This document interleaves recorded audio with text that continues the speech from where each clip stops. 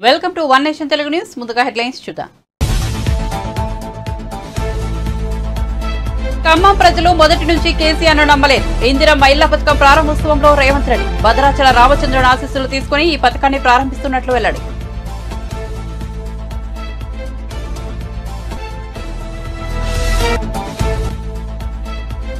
TDP నేతలకు అల్పాహార విందు ఇచ్చిన మాగుంట రాజకీయాల నుంచి విశ్రాంతి తీసుకుంటున్నానని వెల్లడి. తన కుమారుడు ఎన్నికల్లో పోటీ చేస్తాడన్న మాగుంట.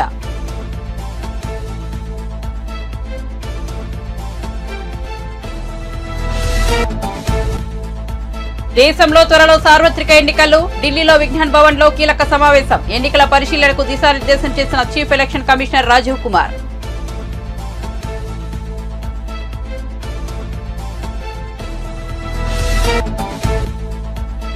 అనంతపురంలో నారా లోకేష్ శంఖారావం సభ. 5 ఏళ్లలో జగన్ చేసిందేమీ లేదని విమర్శ. అనంతపురం జిల్లాలో పెద్దిరెడ్డి అడుగు పెడితే తరిమి కొట్టాలని పిలుపు.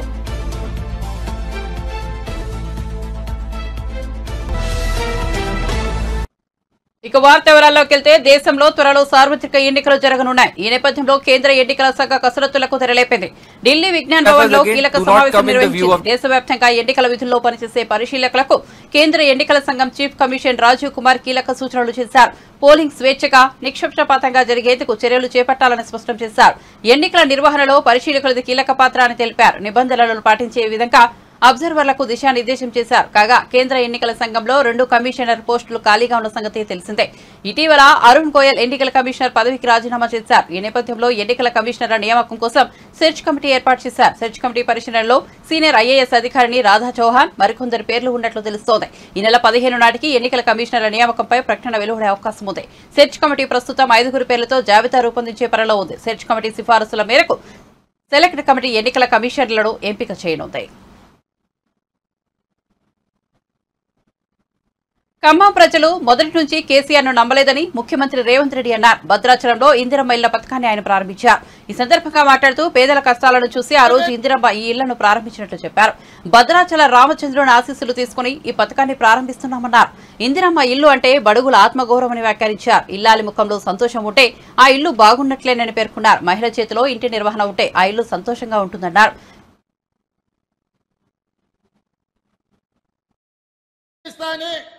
గిరిజనులకు పోడు భూముల పట్టాలు ఇస్తాని, గిరిజనులకు 12% రిజర్వేషన్ ఇస్తాని, మైనారిటీలకు 12% రిజర్వేషన్ ఇస్తాని, ఇంటికో ఉద్యోగం ఇస్తాని ఇవాళ రకరకాల హామీలు ఇచ్చి తెలంగాణ సమాజాన్ని మోసం 6 గ్యారెంటీలను తెలంగాణ సమాజాన్ని అండగా నిలబడి నేతృత్వంలో ఇవాళ వాళ్ళు నీతులు చెప్తారు మీరు ఇచ్చిన హామీలు అమలు చేయండి అని.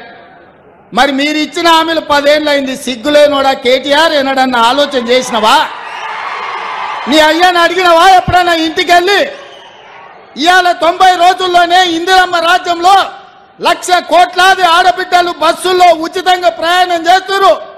పేదలకు రాజీవ్ ఆరోగ్యశ్రీ పథకం అమలు అవుతుంది. పేదలకు ఇవాళ 500 రూపాయలకే ఆడబిడ్డలకు సిలిండర్ అందిస్తున్నాం. పేదలకు ఇవాళ 200 యూనిట్లు ఉచితంగా ఇంటి విద్యుత్ ఇస్తున్నాం. ఇవాళ పేదలకు 5 లక్షల రూపాయలతోటి ఇందిరమ్మ ఇల్లు కట్టుకోనికే కాంగ్రెస్ పార్టీ పనిచేసింది. ఇదే కాదు 90 రోజుల్లో 30,000 ఉద్యోగాలు నిరుద్యోగ యువకులకు అందించి ఉద్యోగాలు లేక ఉపాధి రాక దిల్సుఖ్ నగర్లను, అశోక్ నగర్లను, అమీర్పేట్లను, కుక్కట్పల్లిలను వివిధ చౌరస్తాల తల్లిదండ్రులకు ఊరుకొచ్చి ముఖం చూపించుకోలేక రూపాయి కూడబెట్టి ఉపాధి హామీ కూలీ పైసలు పెట్టి తల్లిదండ్రులు పిల్లల్ని పట్నం పంపి చదివిస్తే కొలువులు రాక పరీక్షలు పెట్టక పెట్టిన పరీక్షల ప్రశ్నాపత్రాలు జిరాక్స్ సెంటర్ల పల్లి బఠానీలలాగా అమ్ముతుంటే ఆ దుఃఖంతో పిల్లలు ఆత్మహత్యలు చేసుకుంటే ఈ గాడిద కొడుకులు ఒక్క రోజైనా చచ్చిపోయిన వాళ్ళని పలకరించిందా అని నేను అడుగుతున్నా. సిగ్గు కాకుండా హరీష్ రావు మాట్లాడుతుండు. నేను మొన్న కూడా ఇవాళ కూడా చెప్తున్నా, దూలం లెక్క పెరిగింది కానీ దూడకున్న బుద్ధి కూడా లేదయా. ఇవాళ బామాడుతున్నాడు. ఆయన చాలా మాట్లాడుతుండు. ఆ పేడమూతి బోడలింగానికి నేను చెప్పదలుచుకున్నా, అరే సన్నాసి మీ ఇద్దరిని బిల్లారంగా అన్నాం, బీఆర్ఎస్ అంటేనే బిల్లారంగ సమితిరా, దొంగలరా, తోడు దొంగలరా మీరంతా. ఈ రాష్ట్రాన్ని దేశాన్ని కొల్లగొట్టిన దొంగలరా. మీ అయ్యొక్క చార్లెస్ శోభారాజురా ఈ రాష్ట్రాన్ని దేశాన్ని అంతర్జాతీయ స్థాయిలో పరువు తీసి కాళేశ్వరాన్ని కూలగొట్టి మేడిగడ్డ మేడిపండై అన్నారం ఇవాళ పగిలిపోయి సుందిల్ల సంకనాకడానికి పోయిందిరా మీ పాపాల పన్నెమే. ఇట్లాంటి పాపాలు చేసి ఇలా రాజీవ్ సాగర్ ఇందిరాసాగర్ ప్రాజెక్టులు మనం కడితే సీతారామ ప్రాజెక్టు భక్తరామదాసు ప్రాజెక్టు అని పేర్లు మార్చి 1000 కోట్లు కొల్లగొట్టి ఖమ్మం జిల్లాకి ఇవాళ తాగడానికి నీళ్లు లేని పరిస్థితులు కల్పించిన దరిద్రులారా మీరొచ్చి మా గురించి మాట్లాడే. ఇక మీ జిల్లాలో వాళ్ళకు చప్రాసి ఉన్నాడు ఒంటికన్ను శివరాసన్. ఒంటికన్ను శివరాసన్ ఎవరో తెలుసు కదా మీ జిల్లాలో. మరి ఇప్పుడు ఆయన ఏడున్నాడు, అంతకుముందు నీలిగిండు, మన వాళ్ళ మీద కేసులు పెట్టిండు. ఇవాళ టీడీపీ నేతలకు ఎంపీ మాగుంట శ్రీనివాసులరెడ్డి ఒంగోలులోని తన నివాసంలో అల్పాహార విందు ఇచ్చారు. దామచల జనార్దన్, అశోక్ రెడ్డి, బిఎన్ విజయ్ కుమార్, ఎర్రగొండపాలెం ఇన్ఛార్జి ఎరిక్సెన్ బాబు, దర్శి ఇన్ఛార్జ్ రవికుమార్ విందు సమావేశానికి హాజరయ్యారు. ఈ సందర్భంగా మీడియాతో శ్రీనివాసులరెడ్డి మాట్లాడుతూ తన కుమారుడు రాఘవరెడ్డితో కలిసి త్వరలోనే టీడీపీలో చేరుతానని చెప్పారు. టీడీపీలో చేరే తేదీని చంద్రబాబు నిర్ణయిస్తారని తెలిపారు. రాజకీయాల నుంచి తాను విశ్రాంతి తీసుకోబోతున్నానని ఈ విషయాన్ని చంద్రబాబుకు కూడా చెప్పారని అన్నారు. రానున్న ఎన్నికల్లో టీడీపీ తరపున తన కుమారుడు పోటీ చేస్తారని చెప్పారు. టీడీపీ, జనసేన, బీజేపీ కలిసి పోటీ చేయనుండడం శుభ పరిణామమని అన్నారు. 3 పార్టీల కూటమి సక్సెస్ అవుతుందని చెప్పారు. మరోవైపు ఇటీవలే వైసీపీకి మాగుంట రాజీనామా చేసిన సంగతి తెలిసిందే. ఎంతో ఆప్యాయంగా ఈరోజు పెద్దలు శ్రీ నారా చంద్రబాబు నాయుడు గారి సూచనలతో ప్రకాశం జిల్లాలో ముఖ్యమైన నాయకులు అంటే రాబోయే ఎన్నికల్లో అభ్యర్థిగా నిలబడే నాయకులందరూ కూడా మాగుంట కుటుంబం పట్ల అభిమానంతో ఎంతో ఆప్యాయంగా ఈరోజు మా ఇంటికి రావటం, నేను మాగుంట శ్రీనివాసరెడ్డి, అదేవిధంగా మా తనయుడు రాఘవరెడ్డి అందరూ కూడా వాళ్ళందరినీ కూడా ఆహ్వానించి ఈరోజు ముఖ్యంగా పెద్ద నేతలు అన్నట్టే దామచర్ల జనార్దన్ గారు, పందుల నారాయణ రెడ్డి గారు, దామచర్ల సత్య గారు, కుత్తుమల అశోక్ రెడ్డి గారు, బిఎన్ విజయ్ కుమార్ గారు, సోదరు రియాజ్ గారు, ఇట్టూరు నాగేశ్వరరావు గారు, ఎరిక్సన్ బాబు గారు, కొండయ్య గారు,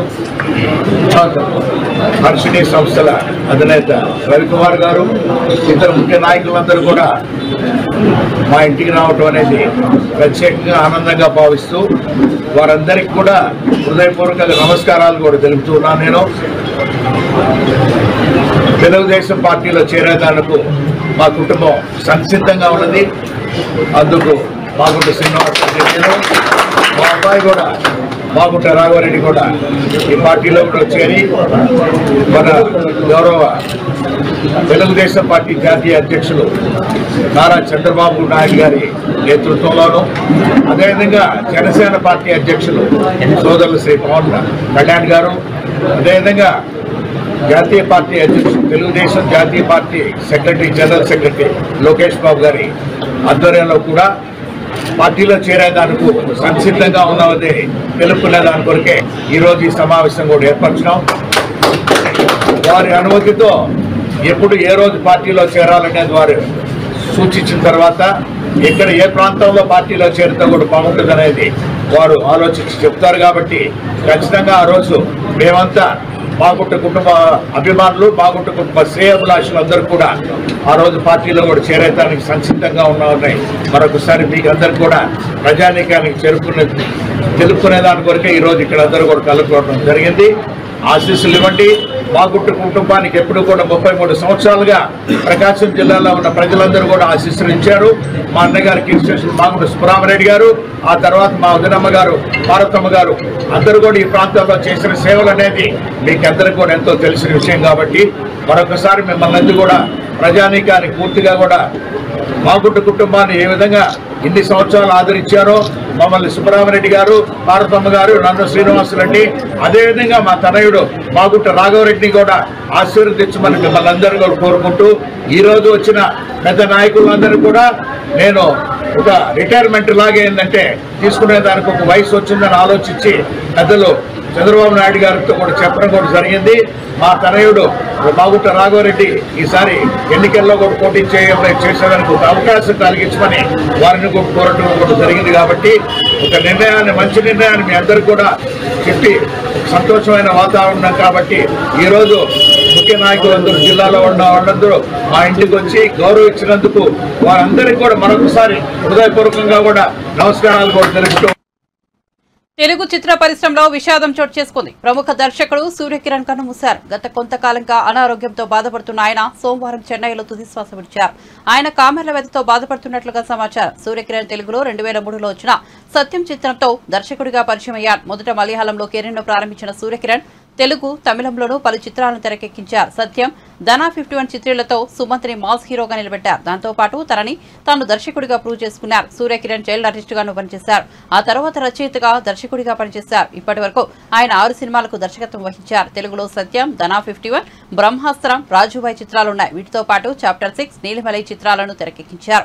కెరీర్ తొలినాళ్లలో హిట్ చిత్రాలు తీసినా ఆ తర్వాత అనుకున్నంతగా రాణించుకోవడంతో ఆయన డిప్రెషన్లోకి వెళ్లారు.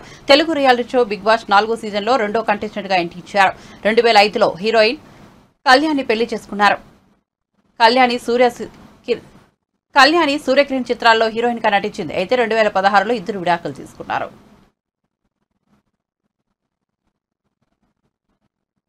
ముఖ్యమంత్రి రేవంత్ రెడ్డి సోమవారం మధ్యాహ్నం భద్రాచలం శ్రీ సీతారామచంద్రస్వామి వారిని దర్శించుకున్నారు. ముఖ్యమంత్రికి మంత్రులు పొంగిరెడ్డి శ్రీనివాసరెడ్డి, తుమ్మల నాగేశ్వరరావు, సీతక్క స్వాగతం పలికారు. ఆలయ అర్చకులు ఈవో పూర్ణకుంభంతో ఆలయంలోకి స్వాగతం పలికారు. స్వామివారిని దర్శించుకున్న రేవంత్ రెడ్డి పట్టు వస్త్రాలు సమర్పించారు. ఆలయంలో ప్రత్యేక పూజలు చేశారు. సీఎం రేవంత్ రెడ్డి వెంట మంత్రులు మల్లుపట్టి విక్రమార్క, ఉత్తమ్ కుమార్ రెడ్డి, కోమటిరెడ్డి వెంకటరెడ్డి, పొంగిరెడ్డి శ్రీనివాసరెడ్డి, తుమ్మల నాగేశ్వరరావు, సీతక్క ఉన్నారు. అంతకుముందు రేవంత్ రెడ్డి దంపతులు యాదగిరి శ్రీ లక్ష్మీ నరసింహస్వామి వారిని దర్శించుకున్నారు.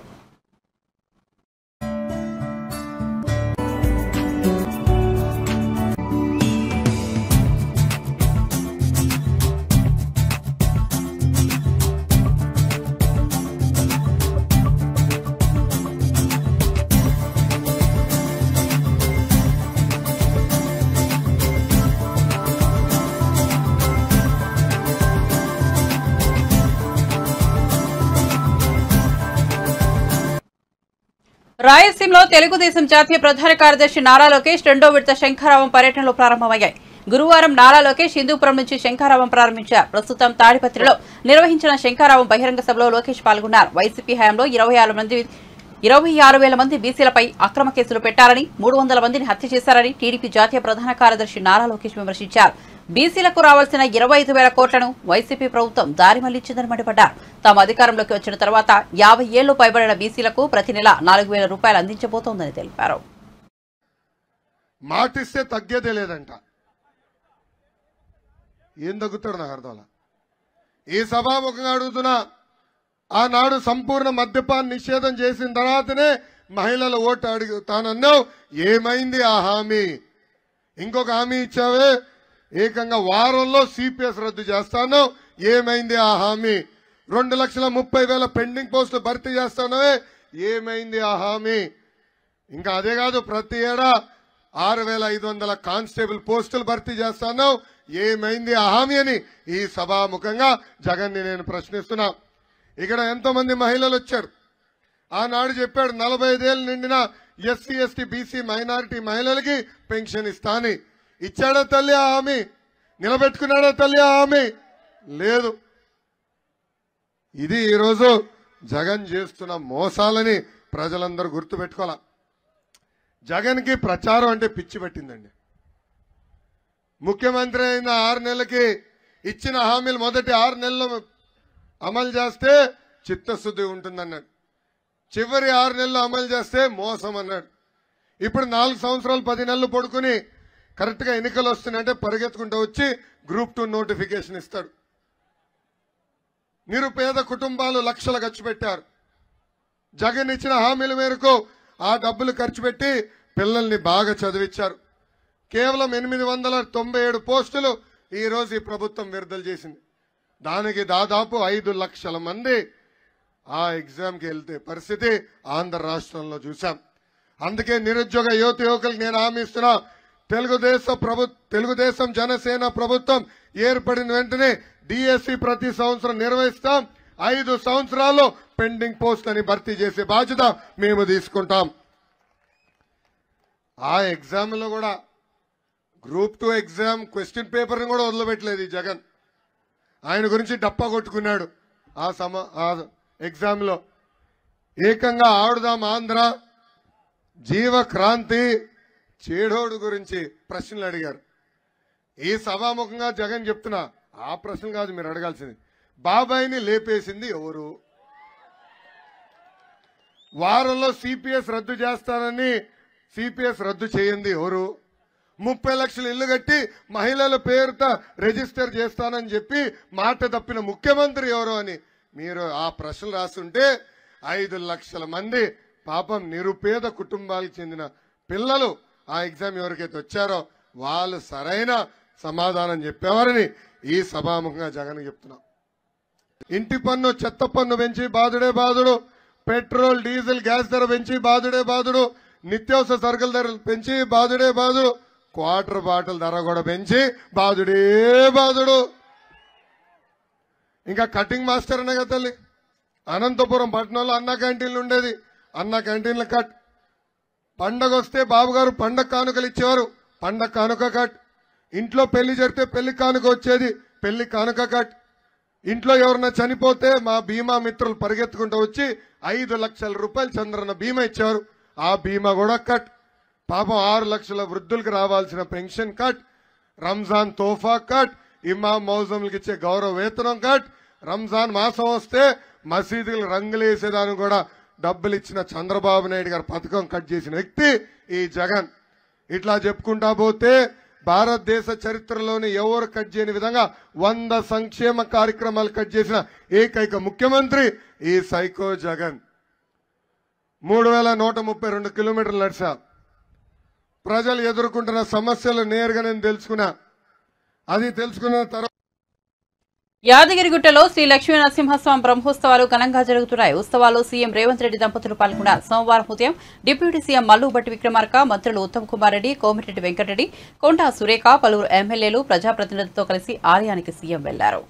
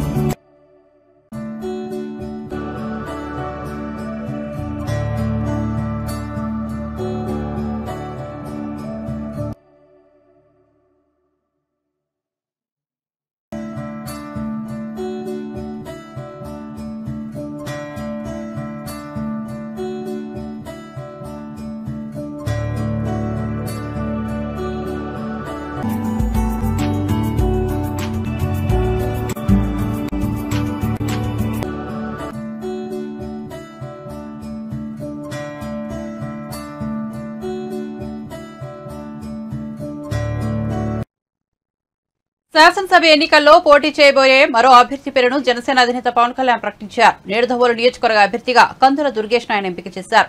కందుల దుర్గేష్ ప్రస్తుతం ఉమ్మడి తూర్పుగోదావరి జిల్లా జనసేన పార్టీ అధ్యక్షుడిగా ఉన్నారు. బీజేపీ, జనసేన, టీడీపీ కూటమి తరపున దుర్గేష్ పోటీ చేయబోతున్నారని జనసేన పార్టీ ప్రకటించింది. ఇప్పటికే నెల్లిమల్ల నుంచి లోకం మాధవి, అనకాపల్లి నుంచి కొనతాల రామకృష్ణ, కాకినాడ రూరల్ నుంచి పంతం నానాజీ, తెనాల నుంచి నాదెండ్ల మనోహర్, రాజనగరం నుంచి బత్తుల బలరామకృష్ణుల పేర్లను పవన్ ప్రకటించిన సంగతి తెలిసిందే. తొలి జాబితాలో టీడీపీ 94 మంది పేర్లను ప్రకటించింది. మరోవైపు బీజేపీ, జనసేనలకు పొత్తులో భాగంగా 8 లోక్సభ, 30 శాసనసభ స్థానాలను టీడీపీ కేటాయించినట్టు తెలుస్తోంది. రాష్ట్రంలోని ప్రధాన ప్రాజెక్టులను రివర్స్ టెండరింగ్ పేరుతో మూలన పడేశారని టీడీపీ సీనియర్ నేత కనకమేడల రవీంద్ర కుమార్ సీఎం జగన్పై ధ్వజమెత్తారు.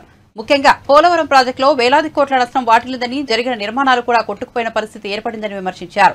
కేంద్రం ప్రభుత్వం పోలవరంలో పర్యటించి జరిగిన నష్టాన్ని అంచనా వేసి సాయం చేసే దిశగా రాష్ట్ర ప్రభుత్వం వరకు ఎటువంటి చర్యలు తీసుకోకపోవడం దురదృష్టకరమని కనకమేడల అన్నారు. పోలవరం ఎప్పుడు పూర్తవుతుందో చెప్పలేని దౌర్భాగ్య స్థితిలో రాష్ట్ర ప్రభుత్వం ఉందని వ్యాఖ్యానించారు. దీని ఫలితంగా రాష్ట్ర రైతాంగం అదో స్థితికి పడిపోయిందని పేర్కొన్నారు. ఇవన్నీ కూడా కనుక మనం పరిశీలించినట్లయితే కరువు అనేటటువంటిది ప్రధానంగా వర్షాభావ ప్రభావం వల్ల రాష్ట్ర ప్రభుత్వం నీటి నిర్వహణ మేనేజ్మెంట్ వల్ల వైఫల్యాల వల్ల ఉద్భవిస్తుంది. రాష్ట్ర ప్రభుత్వం ప్రధానంగా ఈ 5 సంవత్సరాల్లో నీటి సౌకర్యము, నీటి వనరులు, రైతులకు నీరు అందించటం, ప్రజలకు తాగునీరు అందించటం అనేటువంటి విషయంలో పూర్తిగా వైఫల్యము చెంది నీటి ప్రాజెక్టుల పట్ల నిర్లక్ష్యము చేసి పోలవరాన్ని పక్కన పెట్టి తిరోగమన దశలో జరుగుతున్న పనిని కూడా ఆపివేసి రాష్ట్ర ప్రజలకు తీరని ద్రోహం చేసింది జగన్మోహన్ రెడ్డి ప్రభుత్వం. దాని ఫలితమే ఈ రోజున రైతులకు సాగునీరు లేకుండా పోయింది. పోలవరాన్ని ప్రాజెక్టుని పూర్తి చేసి చంద్రబాబు నాయుడు గారి పూర్తి చేసినటువంటి 73% ప్రాజెక్టుని కంటిన్యూ చేసి నదులను అనుసంధానము చేసి రైతులకు గనక సాగునీరు గనక అందించి ఉంటే ఇవాళ ఈ పరిస్థితి ఉండేది కాదు. ఈ విషయాన్ని చంద్రబాబు నాయుడు గారు గుర్తించి మొదట్లోనే పోలవరం ప్రాజెక్ట్ అయ్యే లోపు కనుక మనం ఇట్లాగే పెట్టుకుని కూర్చుంటే రైతులు 4 ఏళ్ళు ఇబ్బందులు పడతారని ఆయన ముందుగానే పట్టిసీమ ప్రాజెక్టుని నిర్మించి డెల్టా రైతులకు అందరికీ కూడా నీరు అందజేసి పంటలు ఎండిపోకుండా, క్రాప్ హాలిడే ఇవ్వకుండా రైతులకు సాగునీరు, ప్రజలకు త్రాగునీరు ఇవన్నిటినీ కూడా అందజేయటం అనేటువంటి చాలా ముందు చూపుతో చేసిన విషయం. ఇప్పుడున్నటువంటి జగన్మోహన్ రెడ్డి చంద్రబాబు నాయుడు గారి మీద, తెలుగుదేశం పార్టీ మీద కక్షపూరిత వైఖరితో పట్టిసీమను పట్టించుకోలేదు. పోలవరాన్ని తిరోగమన దశలో రివర్స్ టెండరింగ్ పేరుతో పూర్తిగా మూలన పడేశారు. పైగా ఈయన మూలన పడేసినందువల్ల పోలవరం ప్రాజెక్టులో వేలాది కోట్లు నష్టం జరిగేలాగా డ్యామేజ్ జరిగి అన్నీ కూడా కొట్టుకుపోయేటటువంటి పరిస్థితి వచ్చింది. కేంద్ర ప్రభుత్వ టీం కూడా విజిట్ చేసి ఈ జరిగిన డ్యామేజ్ని కంట్రోల్ చేయటానికి, డిజైన్ చేయటానికి కూడా రాష్ట్ర ప్రభుత్వం ఎటువంటి చర్యలు కూడా ఈ రోజు వరకు తీసుకోకపోవటం చాలా దురదృష్టకరమైన పరిణామం. పోలవరం ఎప్పుడు పూర్తవుతుందో చెప్పలేనటువంటి దౌర్భాగ్య స్థితిలో రాష్ట్ర ప్రభుత్వం వ్యవహరిస్తున్నది, పన్నులు వ్యవహరించకుండా. దీని ఫలితమే ఇవాళ రాష్ట్ర రైతాంగం, ముఖ్యంగా రైతాంగం అధోగతి స్థితికి నెట్టబడ్డారు. చంద్రబాబు నాయుడు గారి పాలనలో ఖరీఫ్, రబీ కలిపి 1,42 లక్షల ఎకరాలు సాగు చేస్తే జగన్మోహన్ రెడ్డి గారి పాలనలో 23, 24లో 2 సీజన్లో కలిపి 30 లక్షల ఎకరాలకు పడిపోయింది. అది కరీంనగర్ అభివృద్ధిపై చర్చకు వస్తాం, డేట్ టైం ఫిక్స్ చేయాలంటూ బండి సంజయ్కి కేటీఆర్ సవాల్ విసిరగా, వచ్చే ఎన్నికల్లో మీరు ఓడిపోతే బీఆర్ఎస్ ను మూసేస్తారా అంటూ కేటీఆర్ కు బండి సంజయ్ కౌంటర్ ఇచ్చారు. ఈ క్రమంలో బండి సంజయ్ మరోసారి స్పందించారు. మొన్నటి ఎన్నికల్లో చీపురుతో బీఆర్ఎస్ పార్టీని ఊడ్చిపారేసిన సిగ్గు రాలేదని విమర్శించారు. ఏ ముఖం పెట్టుకుని కథని వేరే నిర్వహిస్తున్నారని ప్రశ్నించారు. జగిత్యాల జిల్లా మల్యాల మండలంలో పర్యటించిన సందర్భంగా బండి సంజయ్ వ్యాఖ్యలు చేశారు. కేటీఆర్ కండకావరంతో ఇష్టం వచ్చినట్లు మాట్లాడుతున్నారని మండిపడ్డారు. నేను లోక్సభ సమావేశాలకు వెళ్లానో లేదో పార్లమెంటు రికార్డులు పరిశీలిస్తే తెలుస్తుందని హితవు పలికారు.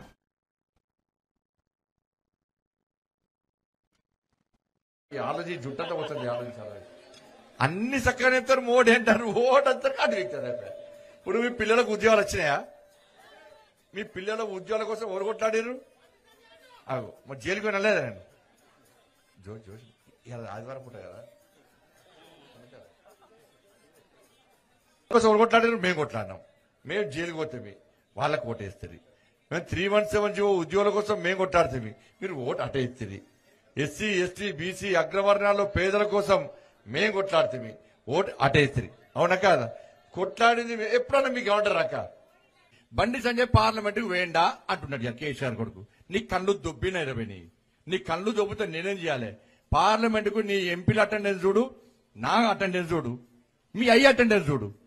మీ అయ్య ఎప్పుడన్నా కరీంనగర్ ప్రజలు ఓటేసి గెలిపిస్తే, మహబూబ్ నగర్ ప్రజలు ఓటేసి గెలిపిస్తే మీ అయ్య ఎప్పుడన్నా పార్లమెంటుకు పోయిండా? చెప్పు, సమాధానం చెప్పు. తెలంగాణలో ఇంతమంది చచ్చిపోయారు, 1400 మంది చచ్చిపోయారక. చచ్చిపోయాక మా సుష్మా స్వరాజ్ ఏం చేసింది? అరే తెలంగాణలో పిల్లలు చచ్చిపోతున్నారు, చచ్చిపోకూరు మీరు, మీ తెలంగాణ కోసం మేము కొట్లాడతామని చెప్పి పార్లమెంట్ లా సుష్మా స్వరాజ్ గారు బిల్లు పెడతామని బెదిరిస్తే, కాంగ్రెస్ వాళ్ళు బిల్లు పెడితే సుష్మా స్వరాజ్ గారు మద్దతు ఇస్తే పార్లమెంట్ లో కొట్లాడితే తెలంగాణ రాష్ట్రం వచ్చింది. మరి తెలంగాణ రాష్ట్రం వస్తే కేసీఆర్ పార్లమెంట్ లో మాట్లాడాలి కదా, పోయి పార్లమెంట్ లో ఓటేయాలి కదా. ఓటేయలే, వీళ్ళయ్యే పార్లమెంట్ ఓలే, వీళ్ళయ్యే పార్లమెంట్ ఓలే, పార్లమెంట్ లో ఓటేయలే, తాగి ఉన్నాడు హైదరాబాద్ ఢిల్లీలో, తాగి ఉన్నాడు. ఇవాళ పోటీగాడు వచ్చాట బండి సంజయ్ పార్లమెంట్ కు పోయిండా? బండి సంజయ్ పార్లమెంట్ లో మాట్లాడిండా? నీకు సిగ్గుండాలి, అక్కలు ఉండాలి. నీ ఎంపీల మొత్తం ది, నీ ఎంపీల అటెండెన్స్ ది, నీ ఎంపీలు ఎంతమంది పాల్గొన్నారో తీ, నా అటెండెన్స్ ది. మీ అయ్యను ముఖ్యమంత్రి చేసాక తాగి ఫామ్ హౌస్ ఎప్పుడు కనబడ్డాడు అక్క కేసీఆర్ మీకు బయట? ఇవాళ నేను ఎంపీ అయిన తర్వాత, నేను రాష్ట్ర అధ్యక్షుడు అయినాక తెలంగాణ రాష్ట్రం మొత్తం 150 రోజుల ప్రజా సంగ్రామ యాత్ర చేసి నీ కుటుంబ పాలనకు వ్యతిరేకంగా, నీ రజాకారుల పాలనకు వ్యతిరేకంగా, నీ అవినీతి పాలనకు వ్యతిరేకంగా ఈ తెలంగాణ మొత్తం పొట్టు తిరిగి తెలంగాణ ప్రజలను చైతన్యవంతం చేస్తే నీ కుటుంబ పాలన అంతమొందించిన పార్టీ ఇలా భారతీయ జనతా పార్టీ అన్న విషయాన్ని కేసీఆర్ కొడుకు గుర్తుంచుకోవాలి.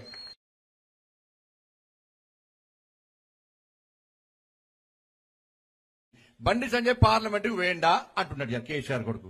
నీ కళ్ళు దొబ్బిన ఇరవై, నీ కళ్ళు దొబ్బితే నేనేం చేయాలి? పార్లమెంటుకు నీ ఎంపీల అటెండెన్స్ చూడు, నా అటెండెన్స్ చూడు, మీ అయ్య అటెండెన్స్ చూడు. మీ అయ్య ఎప్పుడన్నా కరీంనగర్ ప్రజలు ఓటేసి గెలిపిస్తే వెనక తెలంగాణ రాష్ట్రం మొత్తం 150 రోజుల ప్రజా సంగ్రామ యాత్ర చేసి నీ కుటుంబ పాలనకు వ్యతిరేకంగా, నీ రజాకారుల పాలనకు వ్యతిరేకంగా, నీ అవినీతి పాలనకు వ్యతిరేకంగా ఈ తెలంగాణ మొత్తం పొట్టు తిరిగి తెలంగాణ ప్రజలను చైతన్యవంతం చేస్తే నీ కుటుంబ పాలన అంతమొందించిన పార్టీ ఇలా భారతీయ జనతా పార్టీ అన్న విషయాన్ని కేసీఆర్ కొడుకు గుర్తుంచుకోవాలి. వీళ్ళ మేధావటైనే పార్లమెంట్ లో మాట్లాడి, నీ మేధావి పార్లమెంట్ లో మాట్లాడితే నేను అడుగుతున్న కేసీఆర్ కొడుకును, నీ మేధావి అంటున్నావు కదా, ఆయన వినోద్ కుమార్ అట మాట్లాడి అంటున్నావు కదా, మరి నీ మేధావి పార్లమెంట్ లో మాట్లాడి జగిత్యాల వరంగల్ రోడ్, జగిత్యాల కర్మ రోడ్ ఎందుకు రాలేక? తీసుకొచ్చింది ఎవరు? నేను తీసుకొచ్చిన. బులెటిన్ ముగించే ముందు హెడ్లైన్స్ మరోసారి చూద్దాం.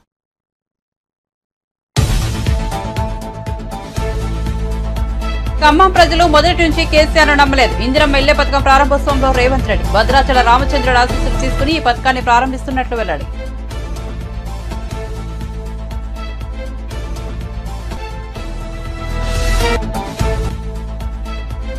టీడీపీ నేతలకు అల్పాహార విందు ఇచ్చిన మాగుంట రాజకీయాల నుంచి విశ్రాంతి తీసుకుంటున్నారని వెల్లడి. తన కుమారుడు ఎన్నికల్లో పోటీ చేస్తాడన్న మాగుంట.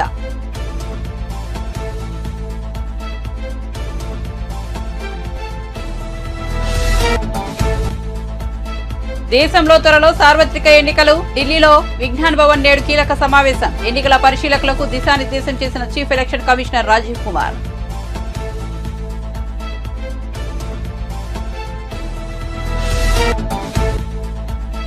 అనంతపురంలో నారా లోకేష్ శంఖారావం సభ. 5 ఏళ్లలో జగన్ చేసిందేమీ లేదని విమర్శ. అనంతపురం జిల్లాలో పెద్దిరెడ్డి అడుగు పెడితే తరిమి కొట్టాలని పిలుపు.